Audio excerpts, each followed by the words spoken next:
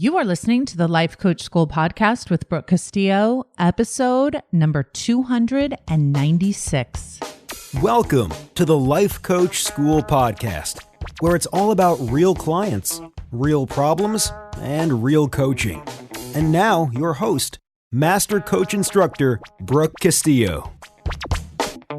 Well, hello, my friends. What an amazing week I have had. I am about to jump on a plane to go to Miami to hang out with all of my friends from the Women's Presidents Organization. Very much looking forward to it. It's like 80 degrees there. I can't wait. But in this podcast, I wanted to tell you about a new concept that I came up with to help my students who are navigating and being very challenged by their relationships. And a lot of what I teach on relationships is challenging for people because of the way that we have always been trained and programmed to believe that relationships are there to make us happy. And we need to rely on our main relationship to make us happy. And I've kind of blown this out of the water in a lot of my teachings, especially in Scholars and on the podcast, where I have taught about the concepts of unconditional love, allowing humans to be who they are, lovability, all of those concepts. So if you're new to the podcast, make sure that you go back and do a deep dive into those. But really, in summary, what my philosophy is and what I teach is two people come together and connect with each other in a way that enhances their lives. They are completely independent and responsible for their own emotional lives and their own brain thoughts and their own needs. And when they come together and connect, they produce something even better than what they had independently.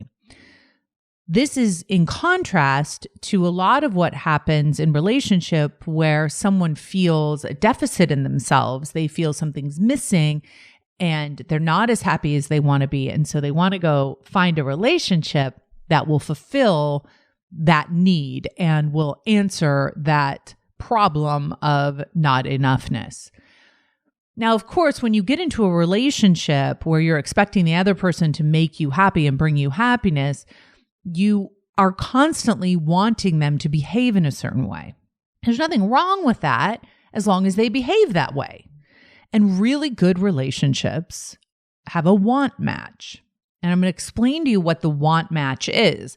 But basically what it is in a relationship, the way that it feels is like all of the things that you wanted in a relationship are perfectly matched to all of the things you're getting in the relationship.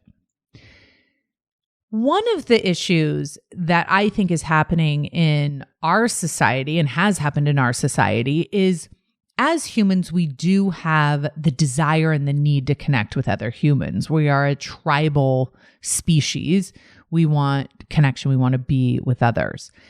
And those needs that we have, those desires that we have are often attempted to be fulfilled by one person, by that main partner in our life. So for example, if you have a need to connect to someone intellectually, and you want to banter ideas about things with them and have them challenge you intellectually, that may be a connection need that you have. And maybe you have someone that you want to laugh with, make fun of yourself with, and be able to just let loose and have some sarcasm, have some jokes and enjoy. And maybe there's somebody that you like to work out with and somebody that you like to travel with and somebody that you like to snuggle with, somebody that you like to have sex with, somebody that you want to raise kids with, somebody that you want to manage your finances with, right? So you have all these needs and desires for connections.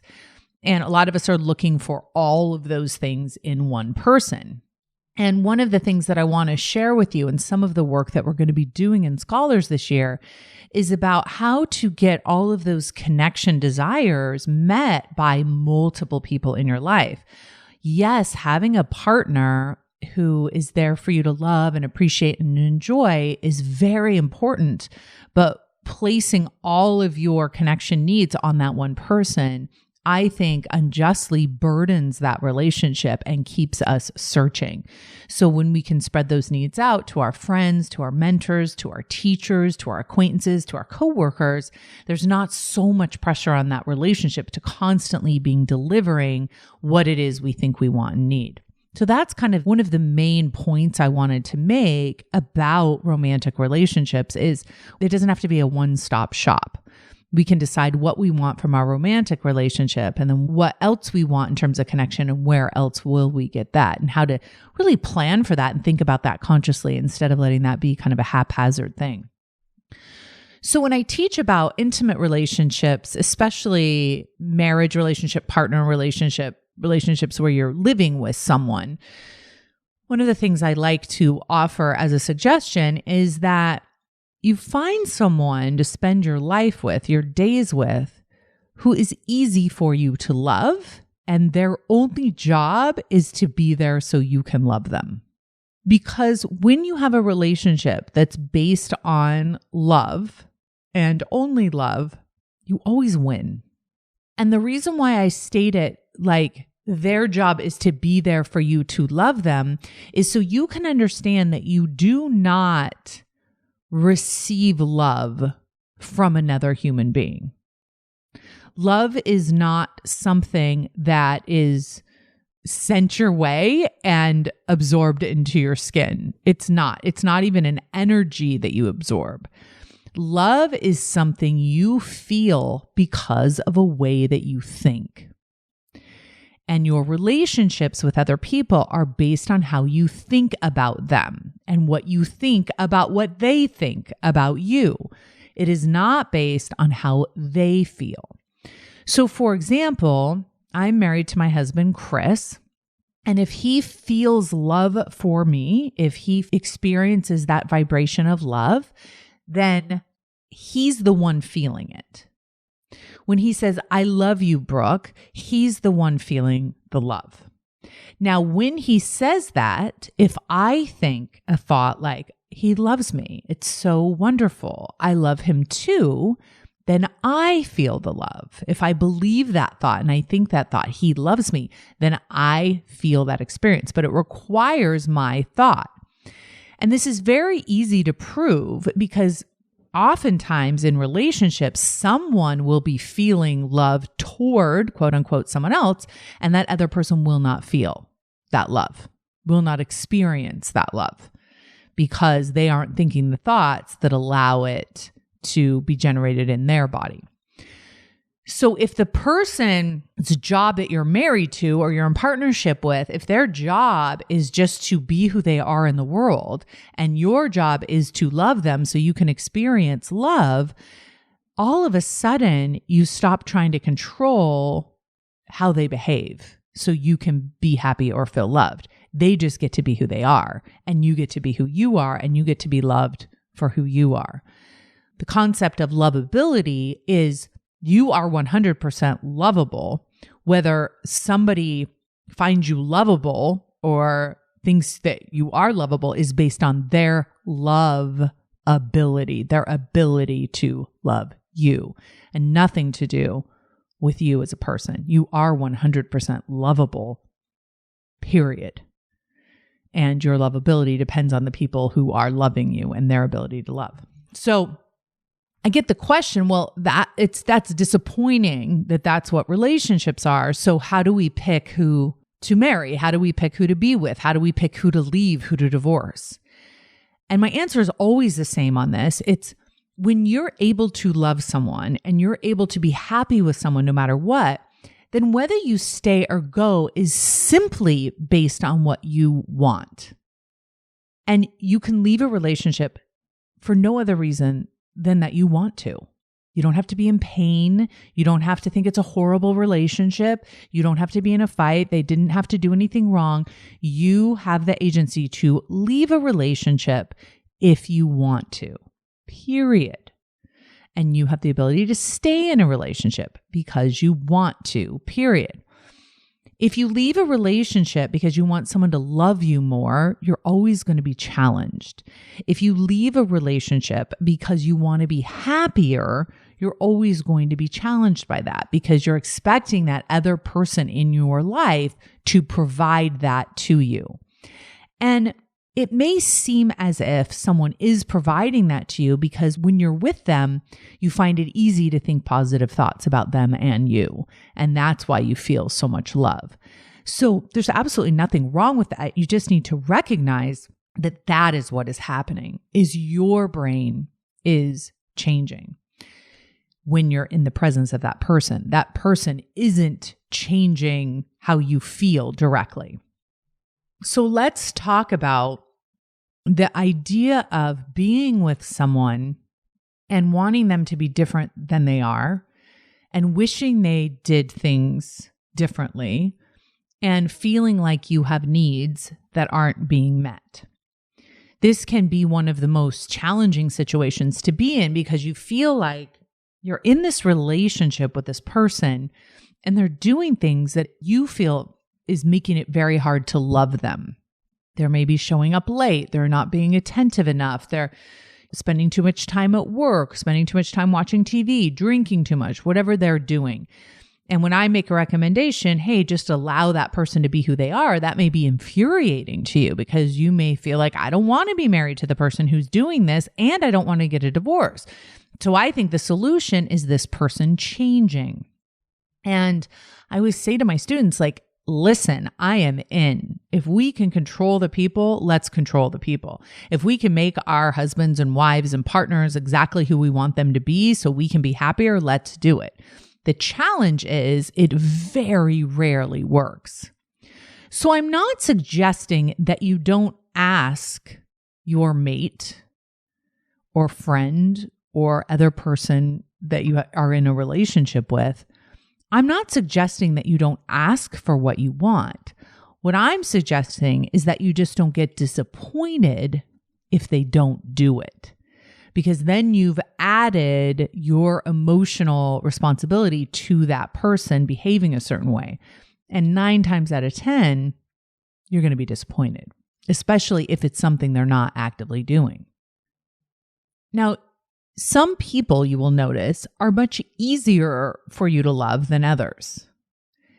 And I think this is kind of one of those fascinating things to dive into. That's why we're going to do this in depth in Scholars this next year, is to understand why you want people to behave in certain ways. What is it you're desiring? And are you going about it the best way that you can? So, for example, if one of your desires is that somebody surprises you with wonderful things on your birthday and doesn't forget your birthday, and that's really important to you, the first thing I want to recommend is that you tell the person that that's important to you. You ask the person to do those things, and you do not rely on them to comply.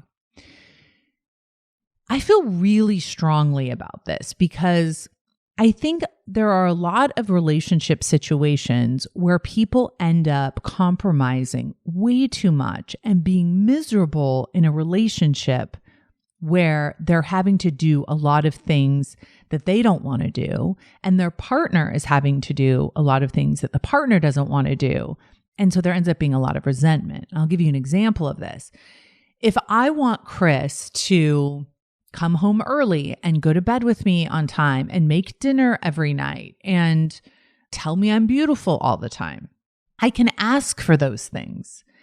And if he wants to do those things, we have a want match, because what I want him to do and what he wants to do match beautifully. So I can ask him to do those things. He's happy to do those things. It's beautiful. Can go the other way around too. He can want me to do things, the things that he wants me to do, I want to do. And so we have this beautiful want match, and all of our wants and desires are happily coexisting.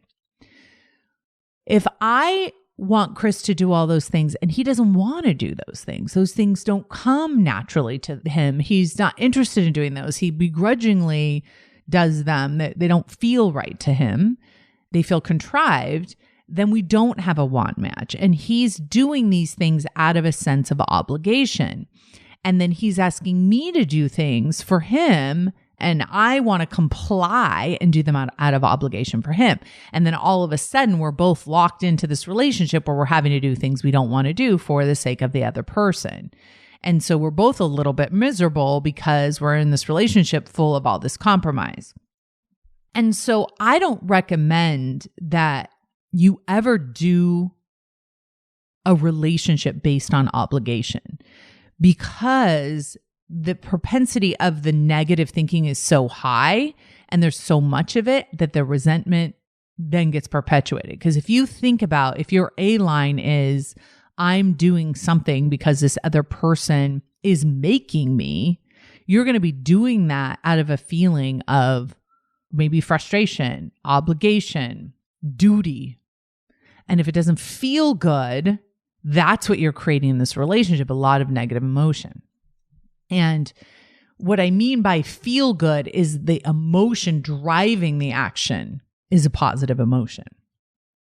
So here's what I recommend for those of you who are in a relationship already, and those of you who are looking to be in a relationship.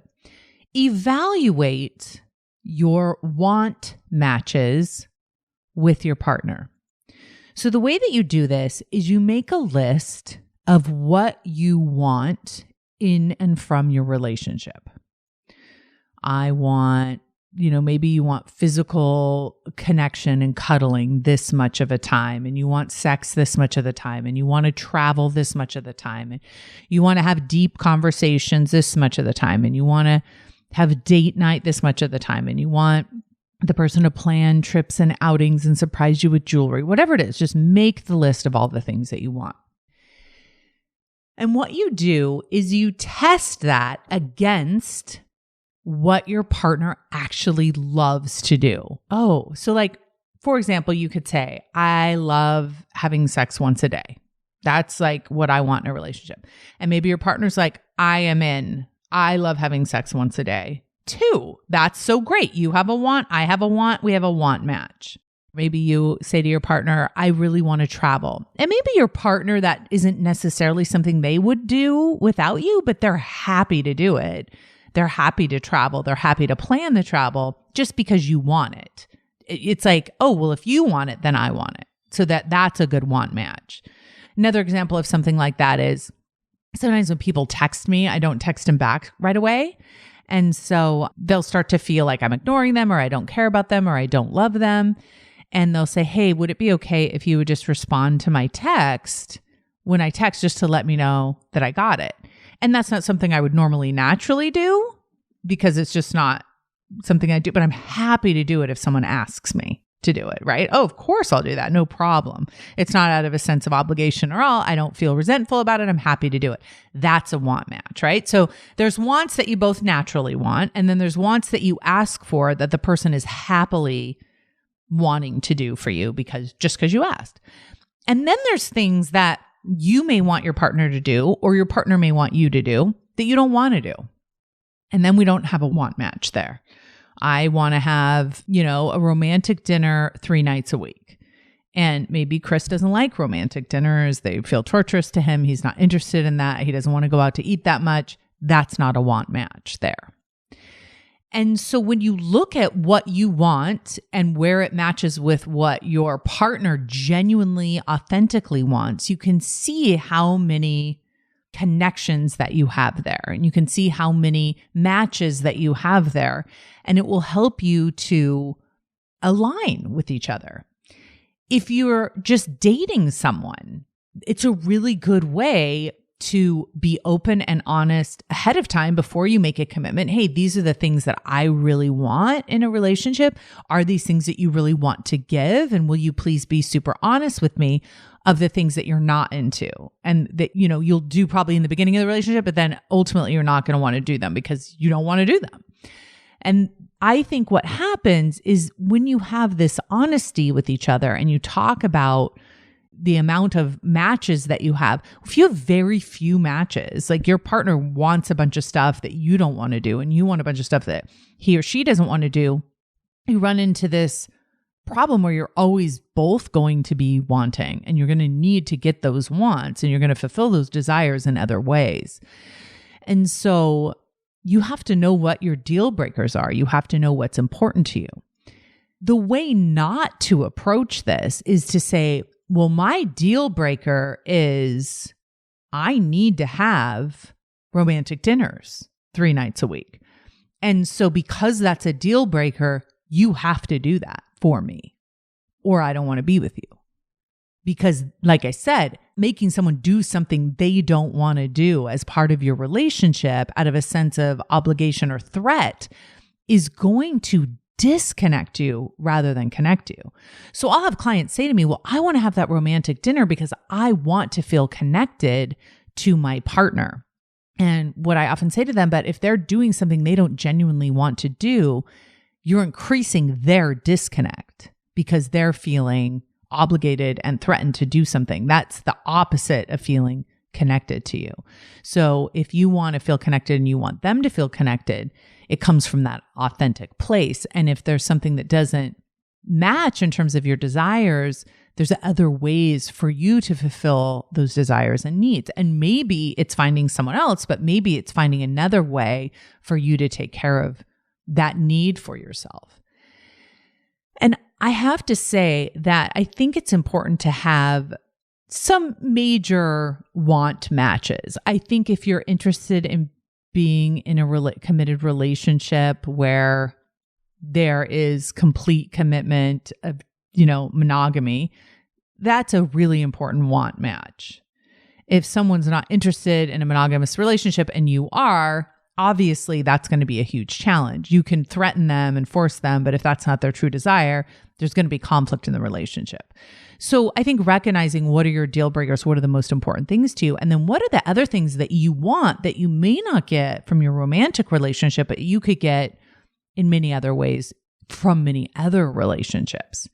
And this is something I've been exploring a lot lately in terms of kind of this next phase of my life, really thinking about what are the relationships that I want to add to my life? What are the relationships that I want to deepen in my life to fulfill some of the needs and the desires that I have that I may not be getting through my relationship with Chris because we don't have a want match there. And he's been talking to me about the same things, like what are some of his desires that he can get met through his guy friends and traveling with, on all those rugged, he wants to do all those like competitions where they like go through mud and all this stuff. Like I have no interest in doing any of that. Now, I'm sure he would think it would be fun if I would do that stuff with him, but he's not going to force me or threaten me to do those sorts of things. So how can he get that from someone else in another way from one of his buddies? That sort of thing I think is really important. So first and foremost, you need to know what is it you want and why, and do you like your reason for wanting that? A lot of times, if we have wants and desires that are based on insecurity, what we'll find is that it won't matter if the other person is willing to do those things. It'll never give us the effect of feeling secure if we haven't done the work on our own insecurity. So that's why it's really important to ask what your desires are, but also why are they there? Are they coming from an abundant place? Are they coming from a place of healing? Are they coming from a place of growth? Or are they compensating for some work that you still have yet to do in your life and in your own mental dramas? I know for me, when I first met Chris, I had to do a lot of work on what I thought I needed and what I thought I wanted, because it was based on my fears and my insecurity that had nothing to do with Chris. And there was no way he was ever going to be able to solve those for me no matter what he did. And so I feel like my relationship with him really healed those parts in me and then made it so that wasn't even a want anymore that I needed from somebody else. It was something that I was able to provide for myself from a place of security. So if there's something that you wish your partner would do, it would be so great if they would do it. I want to encourage you to ask them if they would want to do that. Not if they would do it, but if they would want to do it. Would that be something fun for them? And be truthful with yourself in how they answer the question. And it's not a reason to be disappointed or upset or frustrated. And sometimes you may be really surprised. They may be like, totally, I'll do that. That's no problem. I love that. Or they may say, no, that doesn't feel good to me. That doesn't feel right to me. And that's okay too. And you can find another way to meet that. I recently did this work in my journal, what I want at this point in my life. I've done this a lot. I've done a lot of want journals and included a lot of the things that I already have and included the things that I don't have yet. And I feel like almost like every 5 years, that list changes pretty significantly. And because I feel like I'm kind of going through this identity shift in my life right now, a lot of my wants have changed. And some of the things that I want, I feel like this like delicious longing for them. And because I'm really good at my own self-care and taking care of myself, I know how to find them. And what I mean by that is I know how to find people that want to do those things too. I don't only satisfy all my own needs with myself. Like the goal is not to be your own best friend and be your own mate and be your own tribe. That is not the answer. The answer is, if I really want someone that I can have an intellectual debate over mental health with, if that feels important to me and someone I want to riff ideas off, I don't want to be mad that, my husband doesn't want to do that with me. I don't want to be frustrated that I wish he was more involved in mental health so we could have that conversation, because that just creates a wedge in our relationship that doesn't make any sense. But I still have that want. So I don't have to go without that just because Chris doesn't want to do that. I can go find someone that's totally into that, just like I am, a friend or a mentor or a teacher, and have this amazing full life where I'm taking care of a lot of my own needs. My relationships that I've chosen are taking care of a lot of my needs. And the collective of all of that is perpetuating my desire for even more for myself and for my life. And so I wanted to offer this perspective and this way of looking at your wants and thinking about your wants and asking for what you want from a place of abundance. And if your partner doesn't want to fulfill a want or doesn't want to follow through on something that you want, don't stop there. Find other ways to get your needs met. Obviously, you must stay committed to the promises that you've made in terms of like, you don't want to say to your husband, well, I'd like to have sex 3 times a week and you only want to have it twice. So I'm going to go have it with someone else. I'm going to go ask someone else if they want to have it. If you have a commitment to monogamy, that's not going to work. But if you ask yourself, why is it that I want to have that third night? Why is it that I want that? What is that underlying need? And is there another way for me to fulfill that, whether it's with my partner or with someone else? You're going to start noticing that your self-care will just go up a level and you will start feeling so fulfilled and so motivated by all of the desires within you. I believe that our desires are our roadmap to the life that we're meant to live. I believe that just like pain is a part of being human, desire is a part of being human. And when we clean out all the false desires and we tap into our true desires, we have a map for where our life is supposed to go. And so I want to recommend that you honor those wants and find your want matches out there to be able to create the most fulfilling relationships and the deepest connections that I think are possible for us as humans. I hope you all have a beautiful, amazing week. I hope you have many wants that are matched by many people who would love to fulfill your wants. Have a beautiful week, everyone. Talk to you soon. Bye-bye. Hey, if you enjoy listening to this podcast, you have to come check out Self-Coaching Scholars. It's my monthly coaching program where we take all this material and we apply it. We take it to the next level and we study it. Join me over at thelifecoachschool.com/join. Make sure you type in the lifecoachschool.com/join. I'd love to have you join me in Self-Coaching Scholars. See you there.